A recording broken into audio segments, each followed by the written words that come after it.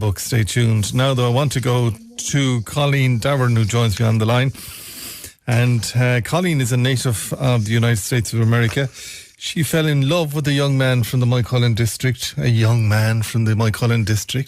spent some of their time in the States and now residing in Galway. But she's written some very important children's books to deal with bullying, and Colleen joins me on the line. The two children's books that we're talking about bullying today is The Little Pig Who Lost His Jig and Miss Clarelle is Afraid to Tell. Colleen, good morning to you. Good morning, Keith. How are you? I'm good. Do you mind if I just take you off hands-free there, if you don't mind, please? What made you decide to write these two books, Colleen?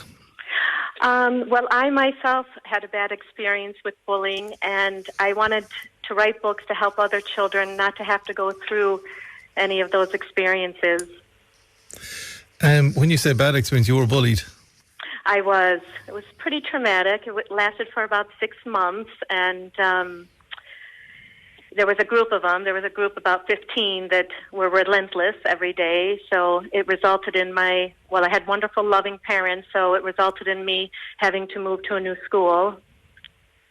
So then, when you settled in Ireland, do you see the way I kind of made it all romantic? A young, good-looking young man. Like, don't tell Josie I said that now, please, if you don't mind. Be looking funny at me. But The Little Pig Who Lost His Jig, was that the first one, or did you write Miss Clarelle is Afraid to Tell? The Little Pig Who Lost His Jig is the first one, and the second one is Miss Clarelle is Afraid to Tell. And you did so in such a way. That it will give somebody who's going through a bad time, or a young person going through a bad time. You did so with great panache about it and great sensitivity. Oh, well, thank you. Yeah, it was important for me to get the message across, but also to have a positive ending as well. And I'm very passionate about bullying prevention. I'm an active member of the International Bullying Association. I read to children, mostly in America, but I've read to hundreds of children into schools and libraries. I would just love to see it just become a thing of the past. But to make it become a thing of the past, the bullies and their parents have to be educated. Yes. That's true. And even though there is so much more awareness now than, we'll say, when I was being bullied, it's happening too much still. Even with all the awareness and everything available to everybody, it's still ongoing. And no child should have to be afraid to go to school, to be humiliated. It's awful. But what you went through for 6 months, you don't want any other child to go through. So if we have moms or dads or guardians or grannies or granddads listening to us today, if they get the book, it might start the process of facing up to it is the wrong word, but learning how to deal with it.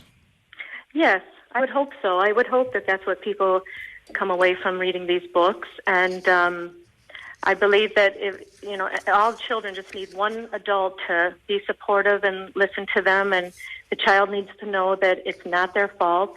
And I think that teaching children at an early age with these stories is a great way to introduce it to children. Where can they get further details, Colleen Davoren? Not on Josie, no, but and how you met. I get that from your sister-in-law, so don't worry about that. But how can they get further details? You do have a website. I do, colleendavoren.com, and all the details are on there for them. And I just want to say one other thing too, Keith. My other passion is reading, and I've started a free little library in the village of Kirkullen. It was handcrafted by Nuala McDonough, a very talented lady, and it's a huge organization that came out of Wisconsin. They're one of the largest book-sharing movements. And the children, obviously, we don't have it out right now. We're waiting for this heartbreaking pandemic to end. But it will be down at the laneway, and children will be able to take a book, and then they can leave a book. And it inspires children to love reading and build community spirit. And well, do you know what we'll do when the pandemic is gone? We'll talk about that because it's a lovely, it's a lovely one. So it is free little library. It's called, but let's get that through first. Let's get through this pandemic first. Colleen Davoren, if you want to get further details, COLLEN Davoren.com. We have Colleen's number here. If you need to get in contact with her, we can do so. She was also in Woman's Way magazine in March of 2020. I'll tell you, 'tis a long way from down the road. You can listen. Thanks for joining us.